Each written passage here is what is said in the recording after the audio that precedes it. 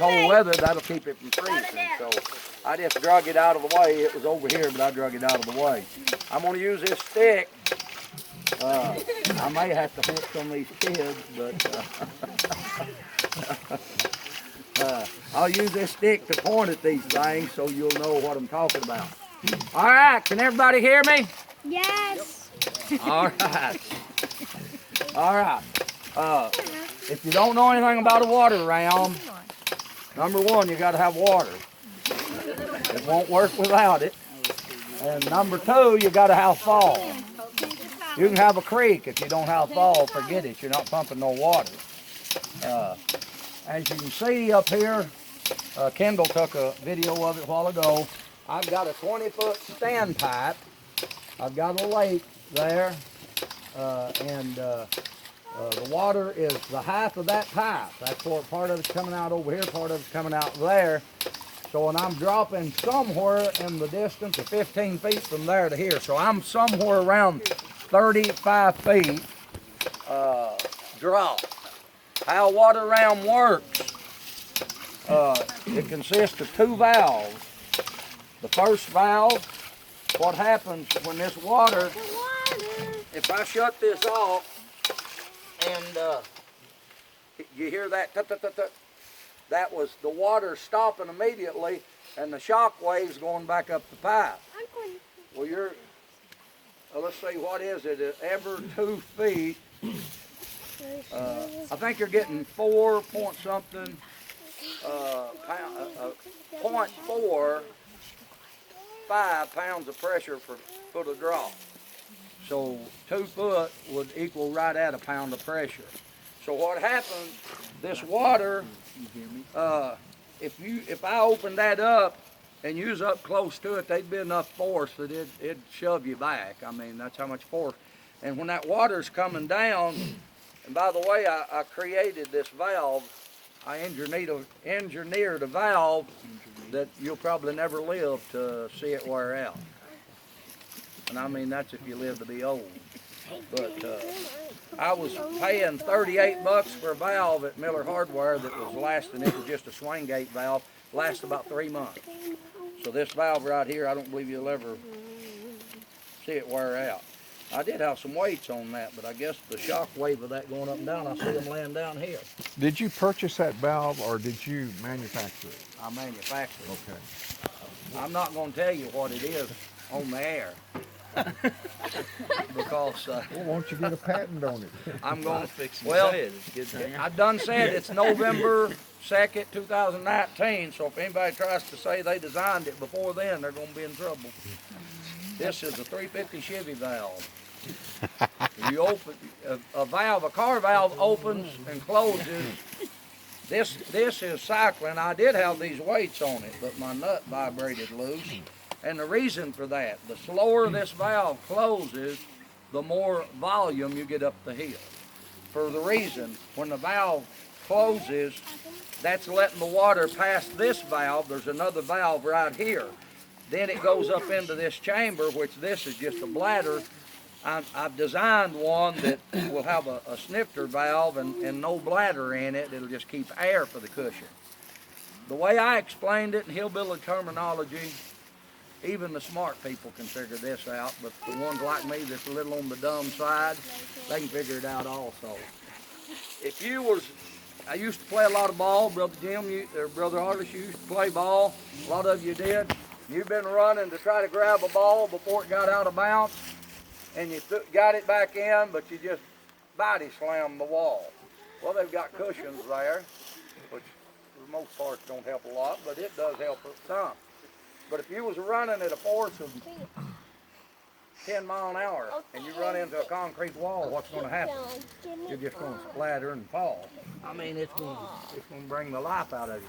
But if you had an inner tube out of a skidder or even a log truck or whatever it might be, tied against that concrete wall, you could hit it at 10 miles an hour. And what's going to happen? It's going to slam you backwards just as far as it can. Okay, that's the same principle. when it goes through this valve, this one shuts. The force is so great because you've got 35 feet of fall. The force is so great when this valve closes, it actually makes that water go on, and it comes up and hits that bladder just like you running into that wall, and it body slams it back, but this valve's closed. So now it has no place to go but up the hill. Every cycle of this valve here sends a portion of water up the hill, which it's not running right now, but if it was running what time we've been here, I mean, I would have already pumped 10 gallons of water up the hill. And that may not seem like a lot in the modern day we live. We just go turn a faucet on, you can shoot water 30 feet out in there, but it costs somebody energy. Somebody had to pay for getting that to you. Right. And this here, I tell you what, means a lot to me. I've been with them for years, and once you get them figured out and get the bugs out of it, I've been with these since. Chris remembers there's some hippie guy had one back in the early, probably late 70s, early 80s. There's old George. I thought he'd done forgot about it. And you walk down here? Oh, he rode with Michael? He's the youngest guy here, he is, but 95 or so. He's the youngest guy here. I figured he'd walk down here. What is this second line about? This line, whenever this comes in and hits that bladder, it can't come back because of this valve. Foot valve. So foot valve. So now this would be pumping more water up on the hill if my weights hadn't come off. I had about 4 or 5 of them big old nuts like that, and my nut on top. There's a lot of shock waves there. It vibrated off, of course. But this, I just bent this. This is hillbilly engineering here. I just took a pipe bender and bent that so I can come back and go the same hole, and I've got this buried up and over the hill. I didn't see your hairpin there. So. Yeah. That's the outlet of this. This is what goes to the top of the hill. Right now, which I've got this valve turned off, there is a valve there, a gauge rather. Boy, don't step on the line there. Get back over there if you don't care, because that PVC will break. It'll get brittle. There you go. Thank you. I'm running 130. Kendall, can you get a picture of this? 133 pounds looks like. Somewhere right in that vicinity. Don't step on the line. 32 to 34, 100. That means the head pressure of the water from the top of the hill. And by the way, these will not work without head pressure. Doesn't need that much. I could have a check valve part of the way up the hill and take a lot of the head pressure off. But the only check valve is right at the foot of my tank, and that's so if I break a line, which I have, it doesn't drain. I've got 8,000 gallon tank. If I broke a line down here and no check valve at the tank, all the water comes right back down here. And by the way, if you talk about some pressure, now, there's some pressure there. That's coming off the hill, which that stops the round because it's not got any back pressure. All the pressure is coming out here. Brother Leo, how much back pressure is your minimum back pressure required to make that thing work? Or do you know? Usually 10 pounds before the pump. And see, since that took the back pressure off of that, the round stopped. If you were just starting this and it had any air, you would probably have to cycle it from anywhere from 6 to 15 times to get it to work. But I don't have air in here, so one time it should take that back off working. The back pressure is what makes when this force comes down, that valve ain't even gonna work at all if you don't have some back pressure. So when you first start it, you will have to click it and cycle it a few times to get it back working. Well, we was down here wondering a few minutes ago how well you hold 130 pounds on that gate, and it wasn't on. So now I see it. Well, yeah. Whenever I turned it, the reason I put this on there to turn it off, those gauges right there, that's the liquid filled one. Now you can buy the 60 to 100 pounds or 30 to 100 pound gauges for what, $8-10. That thing right there, liquid filled, I think cost me about $23 or $4. And the shock wave, if you look at this arrow, every time that shock wave of that, it'll jump that arrow 5 or 6 pounds. And when it does that over a period of 2 months, you're gonna go buy you another valve. What's the total head feet that this thing will pump?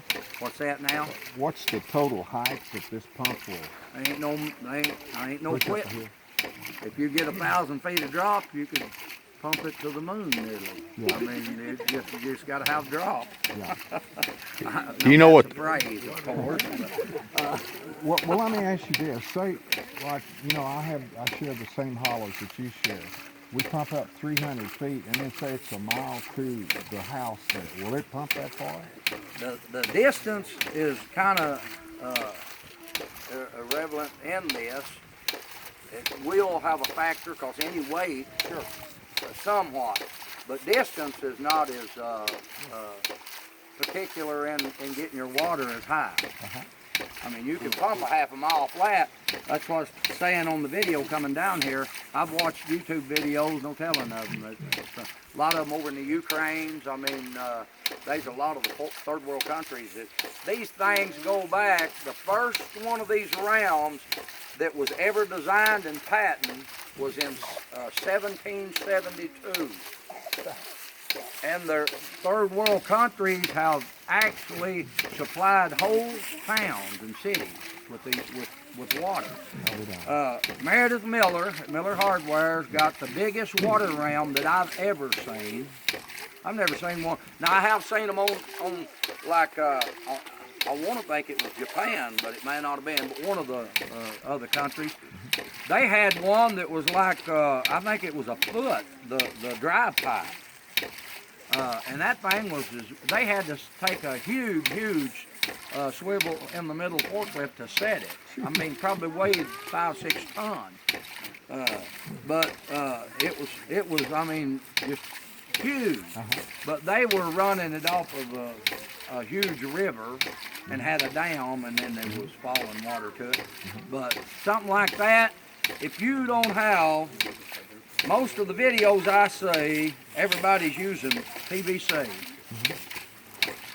You're not going to pump no water at any height with PVC. For the reason you wouldn't think Schedule 40 would expand, extract, but when you're talking about this kind of shock wave, just that little bit of being able to move, I'm talking about not even 1,000, just that little bit of clearance will cause the ability for it to move forward, it goes back. It's just fighting itself. So if you're going to get any water, number one, bite the bullet. I don't like it either when you pay $80 for one stick of metal when you can go get a piece of PVC for $6. I mean, I had to swallow hard and fight it long and hard, but I had PVC down through here, and guess what? I never did get no water at the top of the hill. You know, on this thing, on PVC, when it breaks, eventually it busts. If you leave it exposed like the elements here, last year I only had this ram stop twice. With the other valve that I had, my crawdad couldn't get in this one, but it come through my lake and got in here and it hung, and one pincher was sticking out.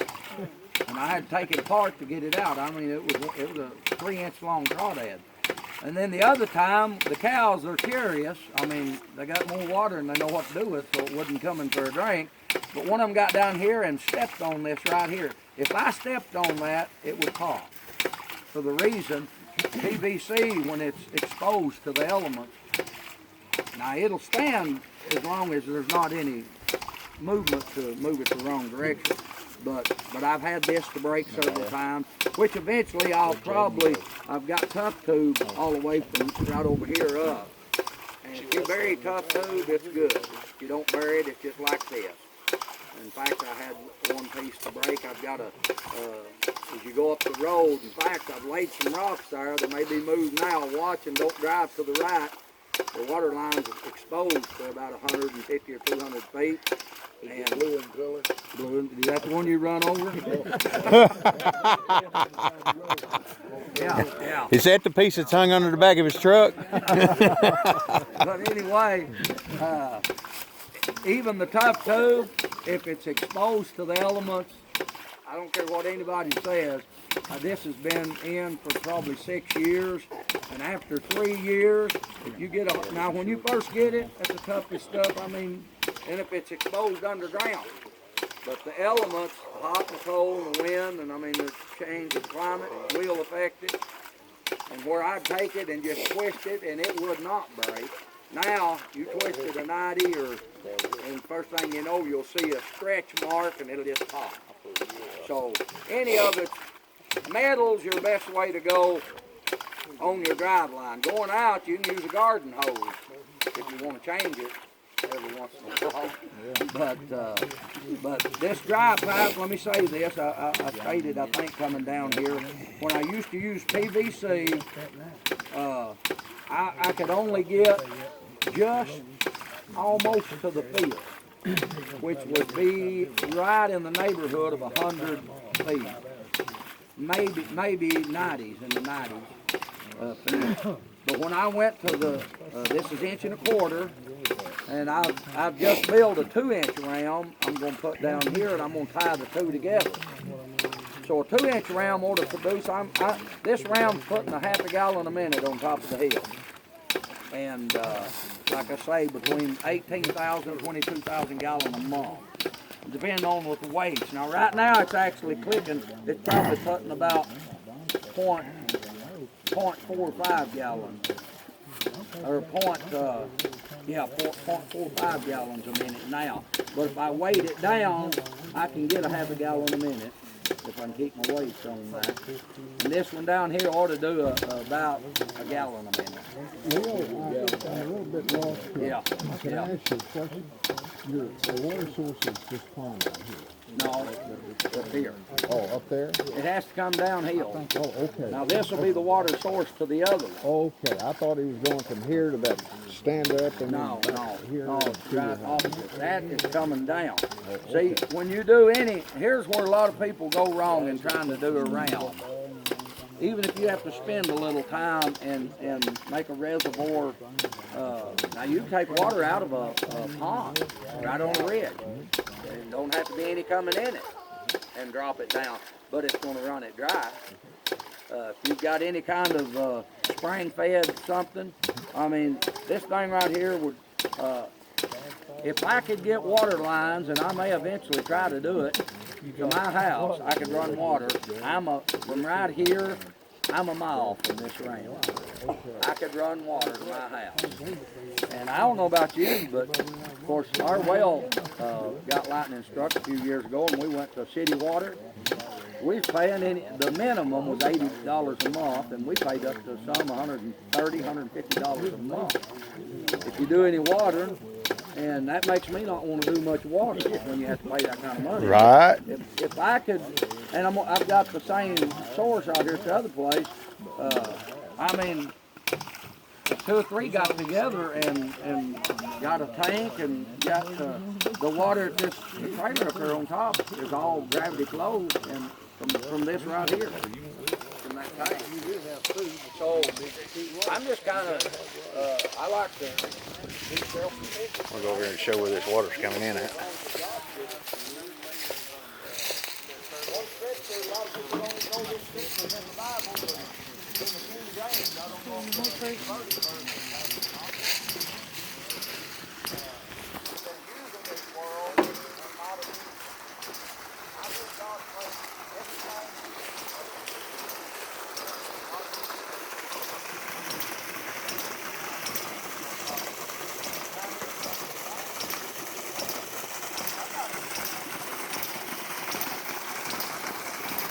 Boy, it's ringing that pipe, ain't it? Yeah, now, I tell you what, I kind of understand a little bit. You got all the pressure, that line goes underneath that reservoir. So Right. you got all that reservoir sitting on Right. that pressure, pushing it up that pipe. But by itself, just that pressure is only going to go that high right there. You extend that another 5 foot, it won't even come out of that pipe. But that's helping push it down to that rims. Right. I guess is what it's Right. now. Here's the key part, and I did a little study